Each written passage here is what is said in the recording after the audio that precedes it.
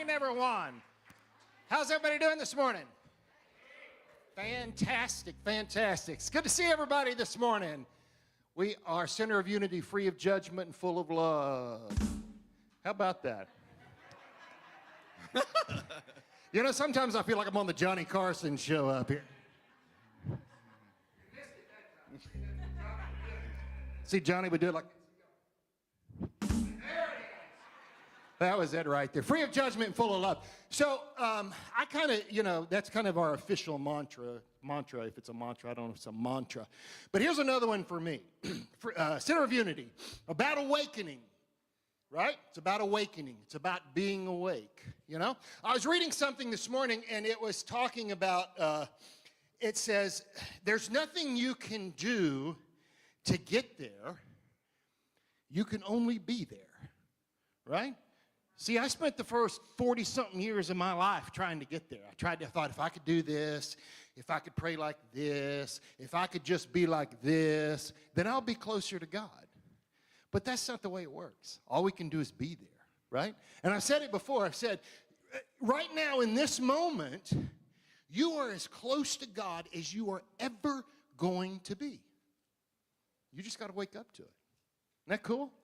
All right, let's sing. That's all I had.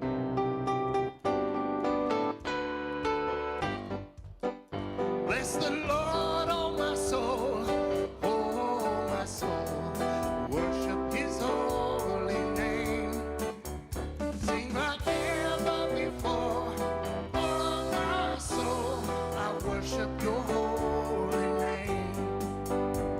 The sun comes up, it's a new day dawning. It's time to sing your song again. Whatever may pass and whatever lies before me, let me be singing when the evening comes. Bless the Lord, oh my soul, worship his holy name. Sing like never before, oh my soul, I worship your holy name. You're rich in love and you're slow to anger. Your name is great and your heart is kind. For all your goodness I will keep on singing. 10,000 reasons for my heart to find. Bless the Lord, oh my soul, worship his holy name. Sing like never before, oh my soul, I worship your holy name. And on that day when my strength is failing, the end draws near and my time has come, still my soul will sing your praise unending. 2,000 years and then forevermore. Bless the Lord, oh my soul, worship his holy name. Sing like never before, oh my soul, I worship your holy name. Oh, I worship your holy name.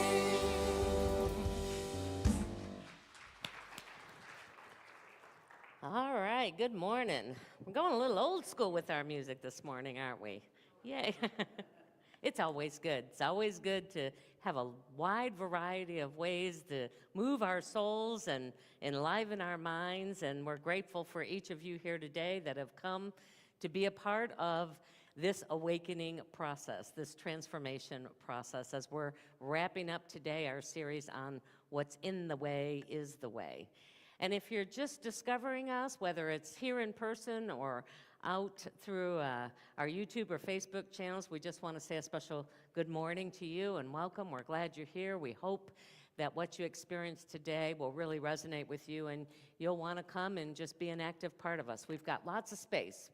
We can always expand, so we're grateful for the many souls that we get to touch. If it is your first time or your second time and you haven't reached out to connect with us yet, we would love for you to do that.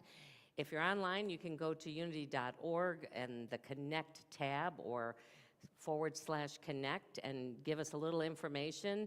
And if you're local, then there's a card in front of you and in the little pocket in front of you where you're sitting, if you would be willing to fill that out, and then at offering time you can give that as your gift to us today. We don't do a lot of emailings, but we do like to keep people apprised of the many different activities going on here within our community. We are here ultimately to transform our own lives. We are here to awaken to and to step into that present moment connection with the divine. And we don't stop there, because it's one thing for us to awaken, but we are here then to make a difference in the world. Each one of us have come. We are here by divine appointment to make a difference in whatever way is right for us and send those ripples out in ways both seen and unseen. So I invite you to join with me as we once again affirm our evolutionary purpose, our mission, whatever we want to call it, that this is who we have come here to be. Let's speak it together. Transforming lives and inspiring people to make a positive difference in the world. And we're going to sing again as we do that. It's old school, like 1875, I think. But we're going to contemporize it just a hair.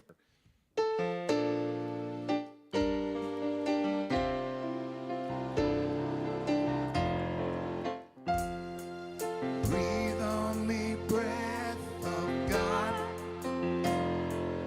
Fill me with life anew,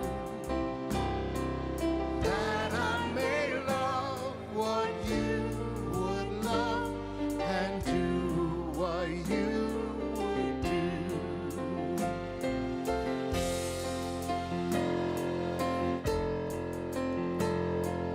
Breathe on me, breath of God,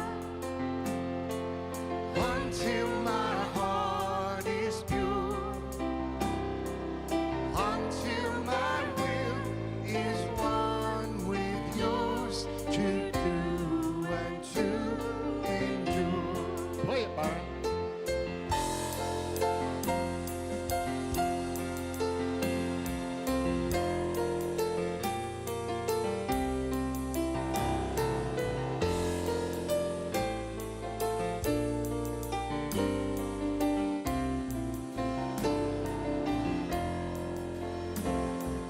Breathe on me, breath of God.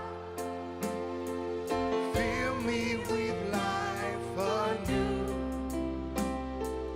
that I may love what you would love and do what you would do.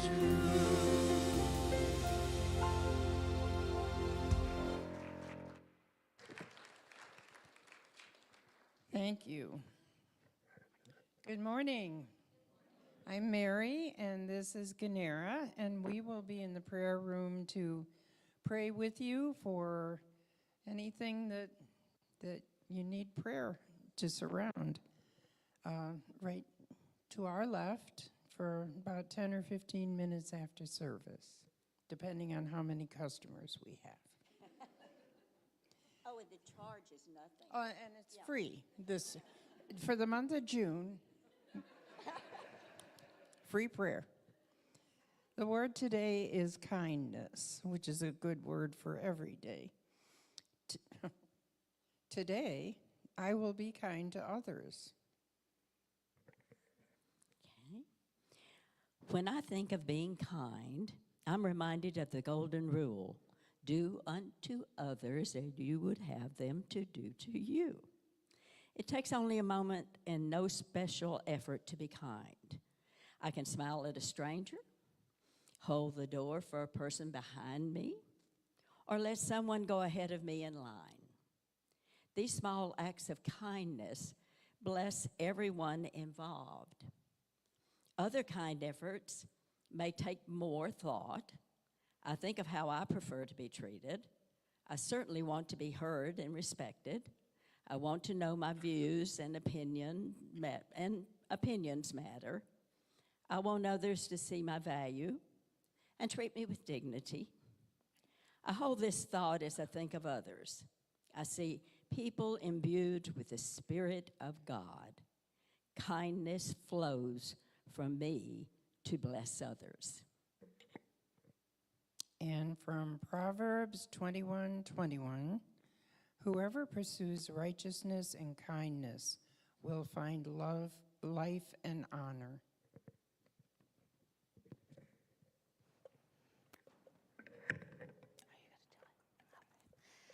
All right, and as we just take a moment to center ourselves into that awareness that God is in the midst.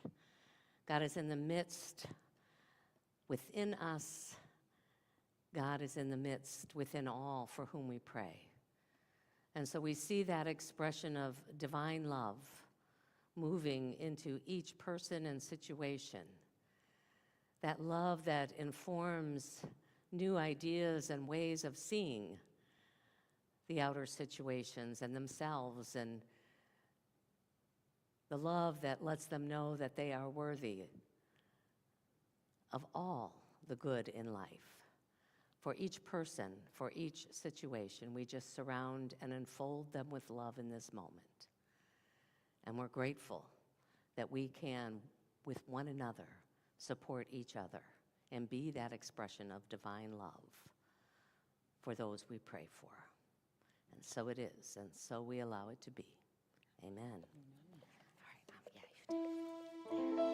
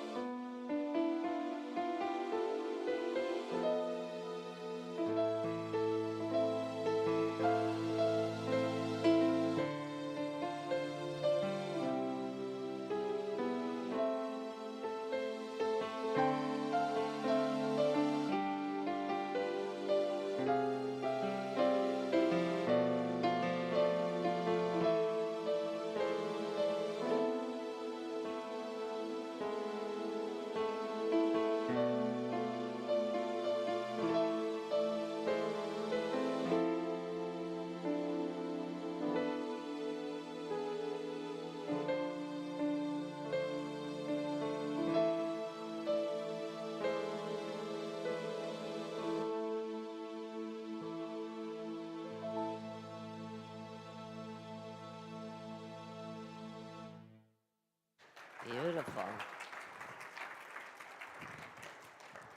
Hopefully that helps seat your prayers even deeper into your being. So, how many of you feel like you're a pretty good judge of what's going on out in the world? Around a person, of a situation? Feel like that you have a good capacity to clearly see what's happening? You think, yeah? All right. So I just invite you for a moment to watch this short video and see how you do. The monkey business illusion. Count how many times the players wearing white pass the ball.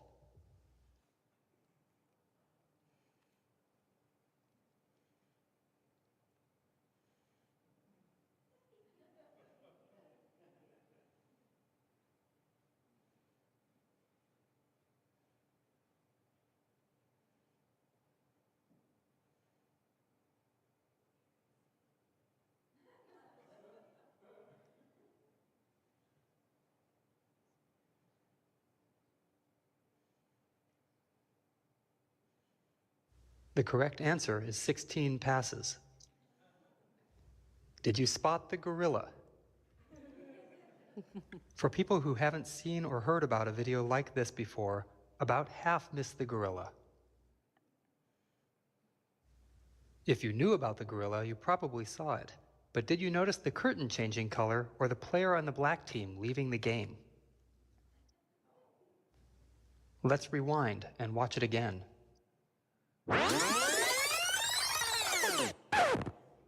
Here comes the gorilla, and there goes a player, and the curtain is changing from red to gold.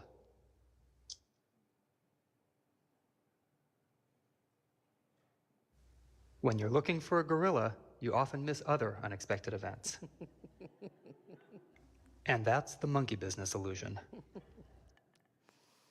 How many of you that saw that before? I've done a different version of this. Now, this time, missed it the first time, but now this time was sort of expecting it and when the gorilla walked through. But there's so much more, and it's a great reminder that our brains can only filter a small portion of all the data that's happening around us at any one given time. And based on our beliefs, based on our stories of struggle, based on what we perceive to be a threat or an enemy, it focuses, our minds will only focus on what it believes to be the most important. You could be sitting in a meeting, but you're hyper alert to what your coworker's saying because you feel like they're about to put the blame on you for some issue that went wrong. You will ignore everything else in that room and just be listening and ready to defend that. In order to see from a higher consciousness, in order to see from a broader perspective, to shift from seeing people and situations as against us, because that's when our focus gets very narrowed, we have to change our own internal lens to let it go to the wide view of everything that's happening around us.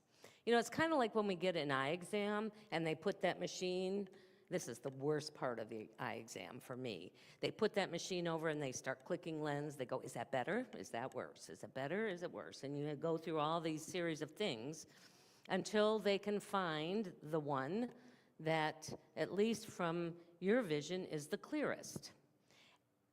It's a similar process that we go through in order to see more clearly through our spiritual vision.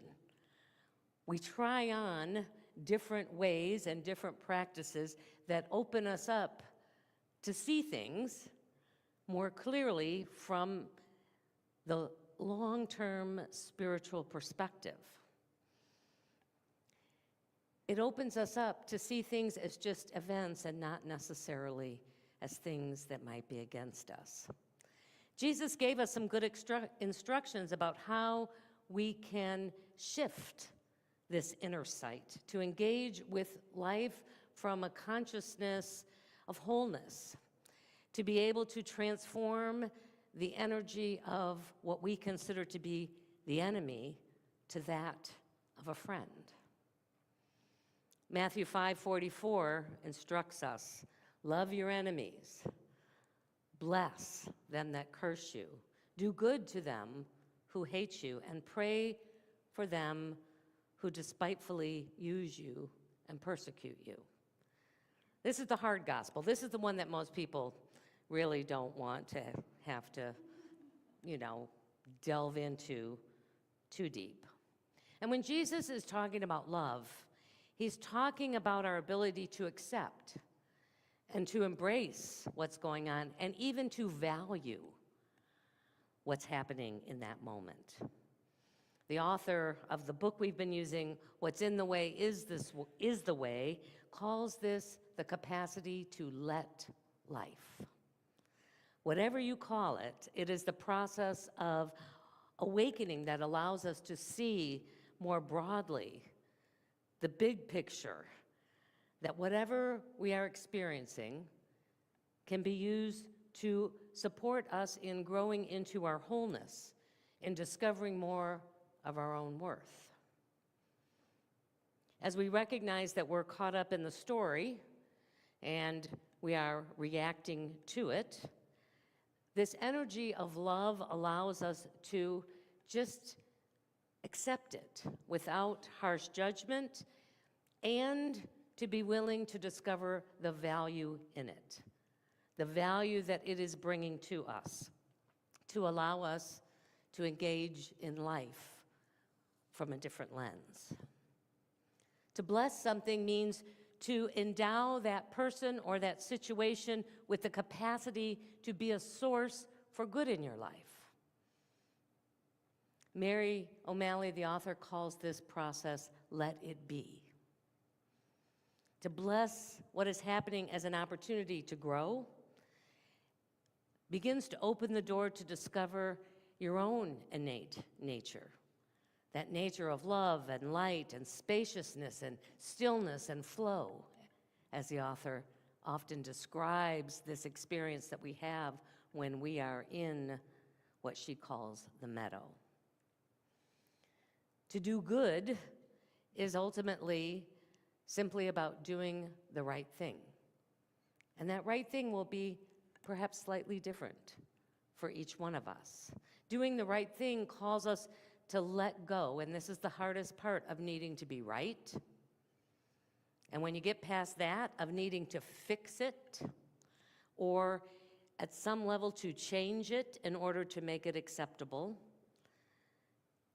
and we do that anytime it feels like something outside of us is not for us. What's in the way is the way calls this process, let it go. The author describes it as the place where you can soften around the situation. Perhaps the softening process happens just by simply saying, let me just take a moment. Let me just see and check in at a deeper level what's happening and how I'm reacting to it.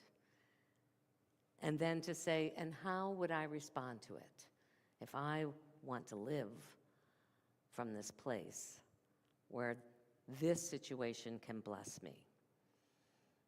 It's to recognize that whatever initial reaction we're having is coming from those old beliefs, those past experiences that we had, and to ultimately just be able to breathe and just let it pass through you. And when we can do that, we can take ownership. We can begin to see how we might have played into this little drama that's going on in our life. It allows us to have greater clarity when we are trying to figure out how we do step in to that particular situation. And it, again, supports us in allowing ourselves to discover our wholeness and not just this piece of us that's having a reaction to what's going on in our life. And finally, Jesus asks us, instructs us to pray for our enemies. And when we pray, prayer is really about shifting our attention, first of all, from what's going on out there and bringing it into our spiritual center, our heart space, where we can once again be reminded of and know in a deeper way of our oneness with this that we call God, that we call love, that we call wholeness. And the author calls this process letting go. A shift from using the mind to protect us, which is what the mind wants to do, especially the mind of the body, and allow us to be more fully present to the life that we've been given and the gifts that it offers us. When we can pray for what seems against us, we lift ourselves and the situation into the peace and the serenity of God, at least in our own minds and hearts. We live from that place that she describes as the meadow.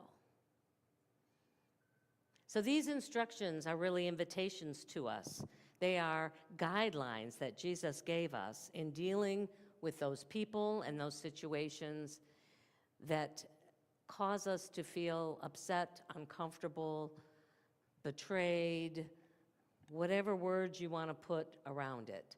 To love, bless, do good, and pray, and be able to see them through that broader lens of to let life, to let it be, to let it go, and then simply to let go.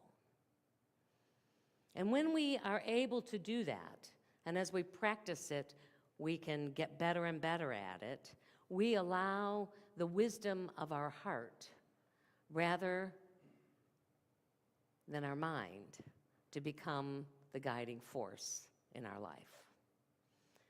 So we're going to practice it right now, because it's always good to practice as we move into our time of meditation. We're going to see if we can't bring a situation and experience what it would be like to just allow life, let it be, let it go, and to ultimately let go. So as you get comfortable wherever you are, perhaps you might want to close your eyes or just focus on some point in the room so that all of your attention can be brought within you,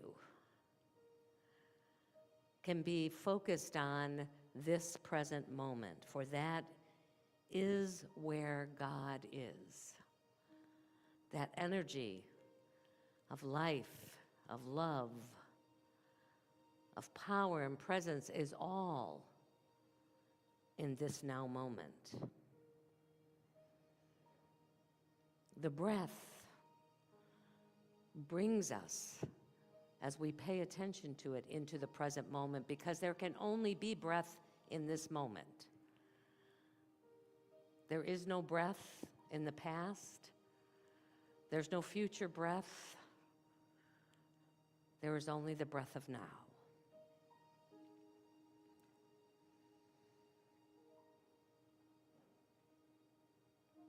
And imagine that thinking part of you that resides in your head begins to slowly shift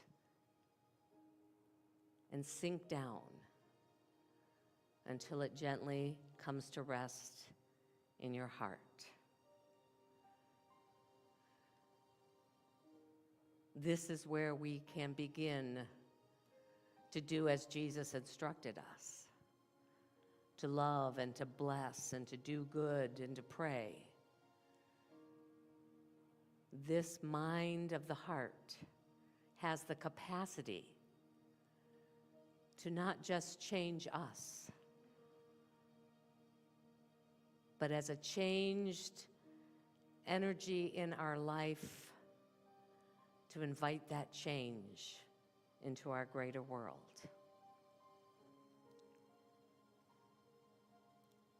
So see if you can't bring to mind, into the mind of the heart, a situation or a person that has felt against you,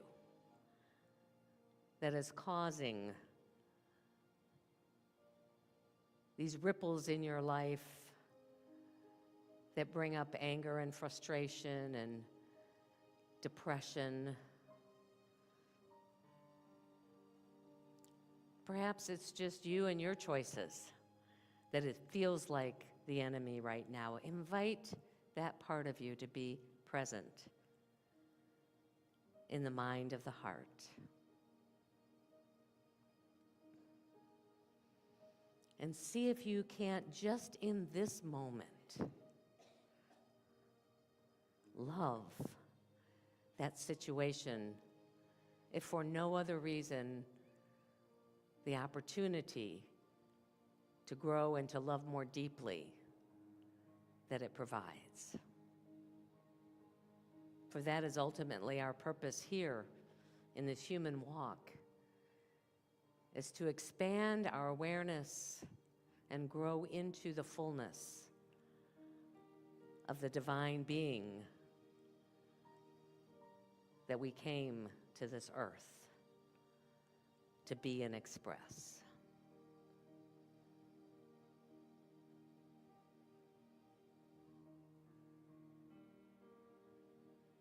And see if you can discover, simply ask, what is the blessing that is here for me in this particular situation or person?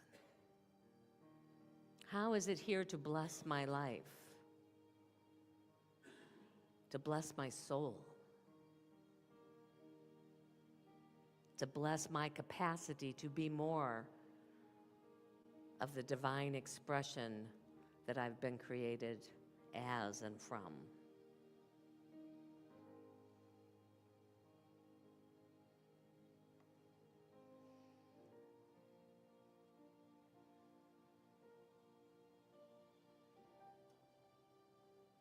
And then be open to how you can take this and create good as a result of it. What is the right thing, the loving thing, the thing that will transform this from the energy of the enemy to the energy of a friend, or at least the recognition of the divinity in this other person or in these circumstances?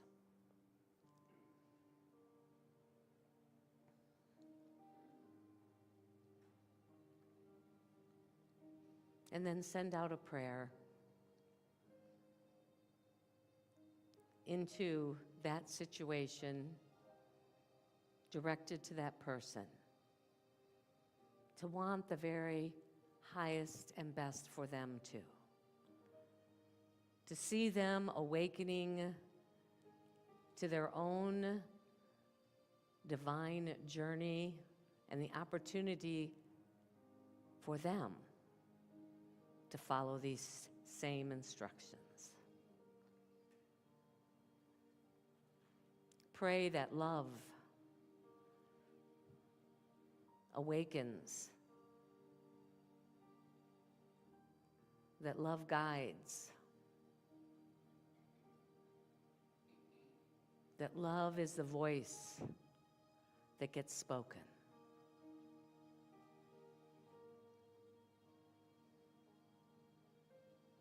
Just take another deep breath in and rest for just a moment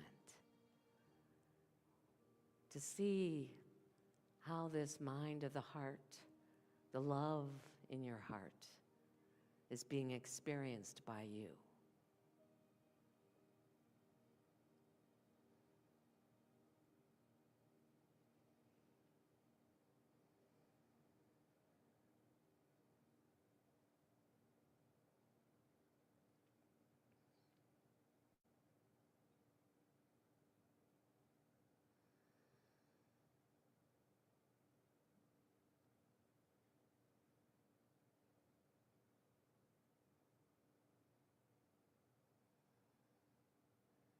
And as you become once again of the breath moving in and out of your body, of the chair that's supporting you, wiggling your toes and fingers to bring all of you back into this now moment. See if you can let that gratitude and appreciation for this moment to ripple into every part of your body, to ripple out into this room. And as it gains momentum, see it rippling out across our community, our country, and our world. And whenever you're ready, you can open your eyes.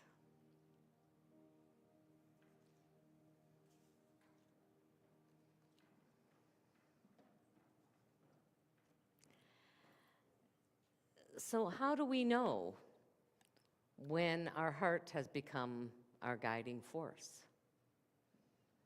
Well, I think, first of all, there's an openness.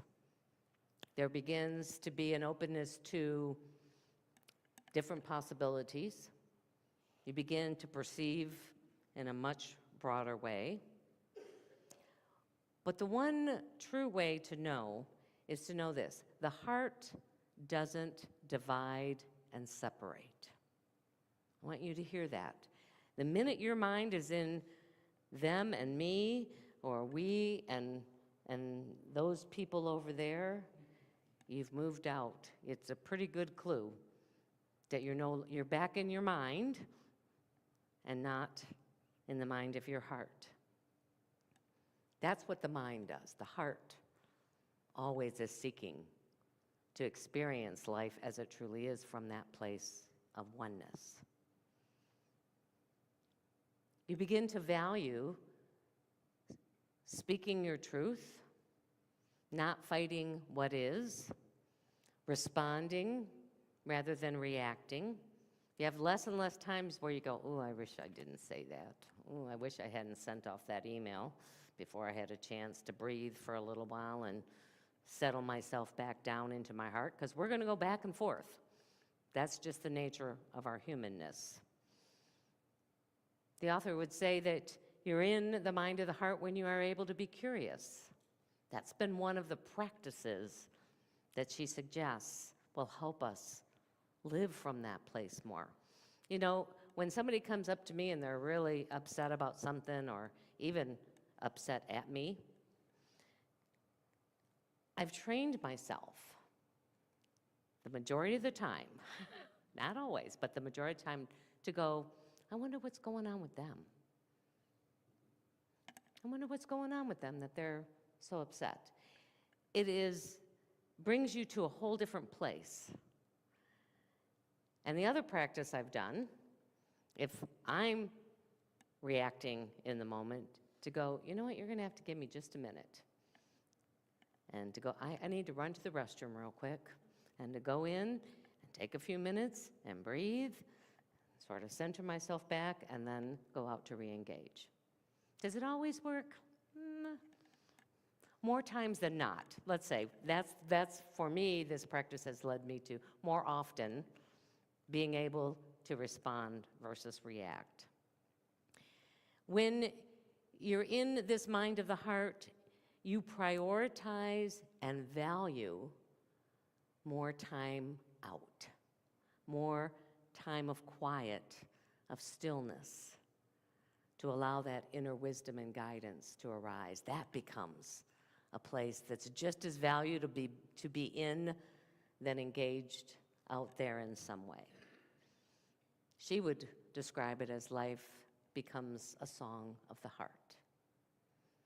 Each step, whether you relate to it as love, bless, do good, and pray, or let life, let it be, let it go, and let go, it brings us closer and closer to that 2020 spiritual vision, to where we can see with a much broader perspective and a much deeper understanding, where we can begin to notice the oneness that is present, the interconnectedness that is binding us all together, and the energy of divine love that life is.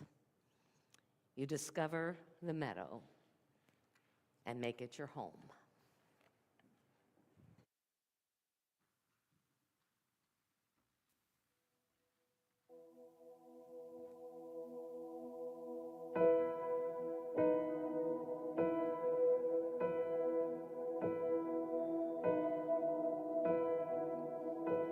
I found the place I long to be, safe in your arms, dropping my guard,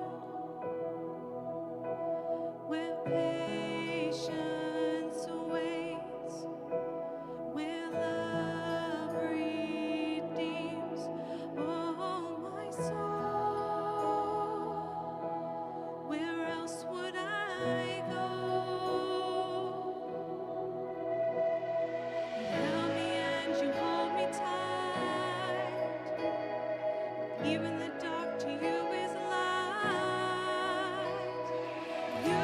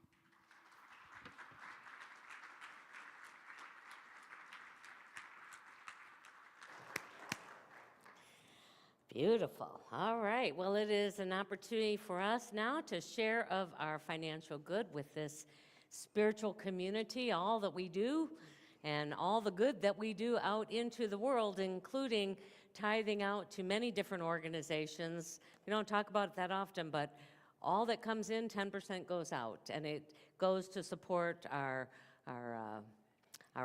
home, what do you call it? Unity Worldwide Ministries, the home office that supports us, as well as many different community or groups in the community, from Grace to the Awareness Project to the Food Bank.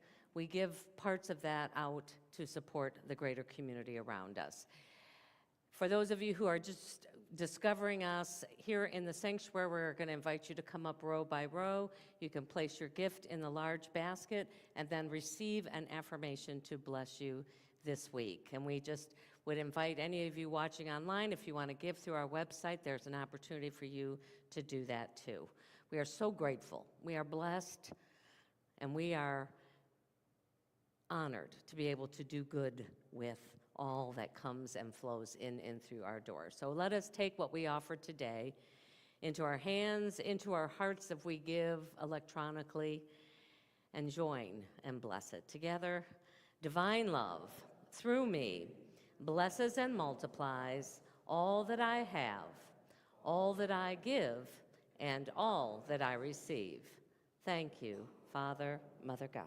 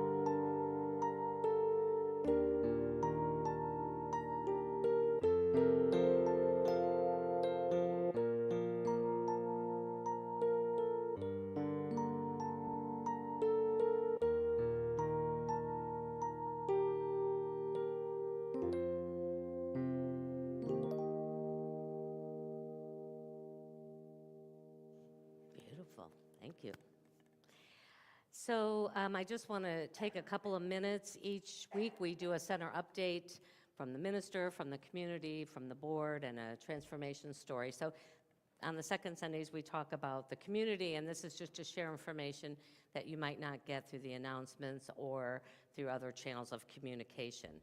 So our spirit groups are wrapping up their spring session, and as a part of each group's participation, they choose and then complete a service projects. And there are 2 that they're inviting you, the greater community, to participate in, should you feel that call to do so.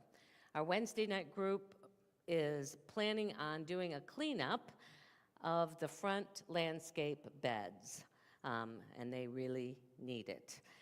This is going to happen on Saturday, June 21st. They'll be here early, but so you can come and go as you can. I think for sure somebody will be here by 8 o'clock. So if you would love to get a little, dig in the dirt a little bit and get those beds cleaned up, and we're going to get some mulch for them too, then please come and make plans to join them for that. And then our Saturday Zoom group is collecting items for both the Bedford and Euless shelters, things like cleaning supplies and cat and dog food and clean blankets and towels will be collected over the next several weeks. There'll be a box back in Fellowship Hall that'll have it labeled. So if that's something that you feel called to also contribute to, they would welcome any other donations that they receive. I also wanted to make you aware of our next community member orientation that's going to be happening on Sunday, July 13th. So just as an opportunity to save the date if you're ready, newer to us and ready to explore what membership might look like within our community.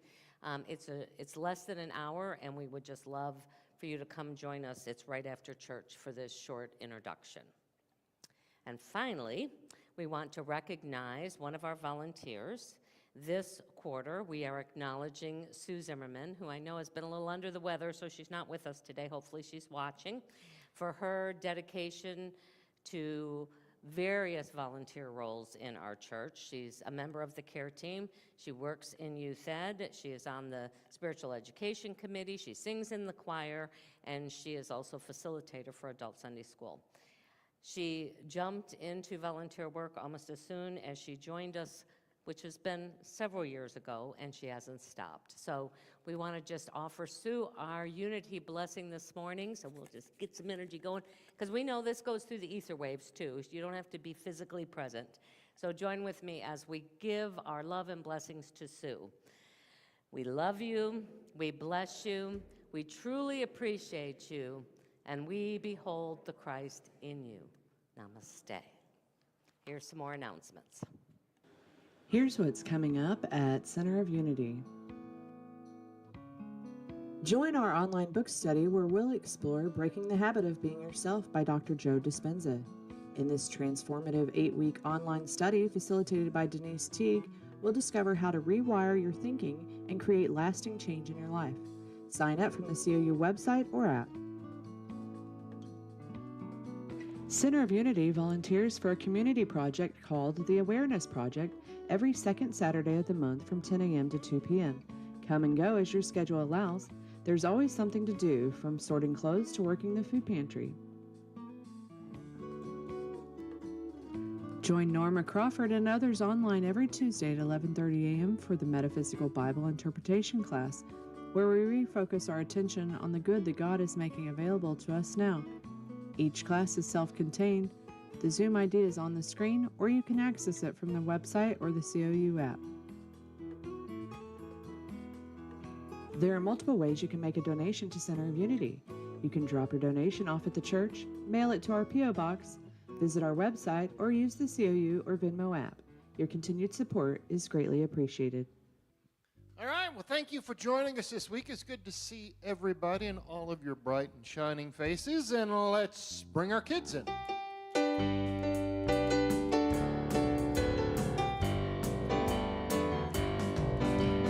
This little light of mine, I'm gonna let it shine. This little light of mine, I'm gonna let it shine. This little light of mine, I'm gonna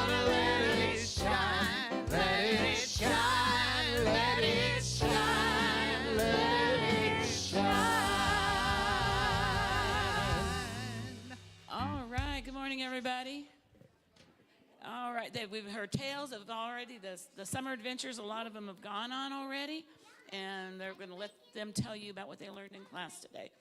And see, the grade school kids learned about God's healing love. The little guys heard about Mother for Choco, and I can't remember what you. Huh? Oh, castle. They heard a story about castle doors. All right.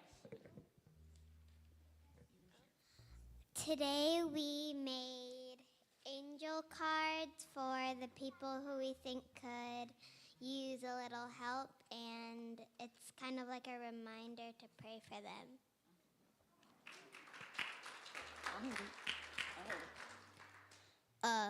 We made pillows and we made pillows and we put a cotton ball inside it and decorated with them with stickers.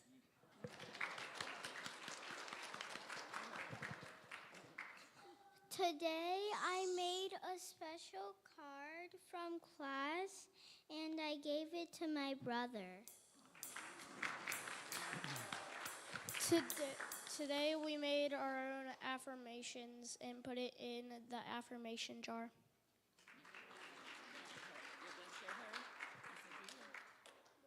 I forgot which. Okay. Today we read a story from the book Doorway to the Soul. It was called The Castle Door. I think what it meant to me was, in order to get to the castle, which is yourself, you have to be yourself. All right, so next week they start their, starting the Finding Nemo syllabus. And we'll do that for 6 weeks. And then later this month, it will be our multi-generational service. And so the kiddos, the older kids, will be helping with the service. So we invite you to come and be sure for that. All right, so let's go ahead and stand up together. We'll join hands and do our peace song.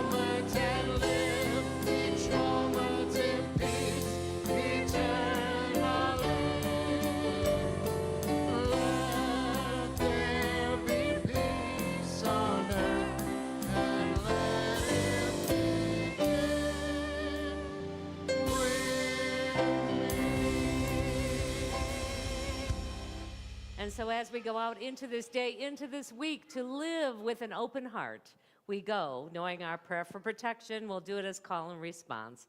The light of God surrounds us. I am the light of God. The love of God enfolds us. I am the love of God. The power of God protects us. I am the power of God. The presence of God watches over us. I am the presence of God. Together, wherever we are, God is, and all is well. Yay!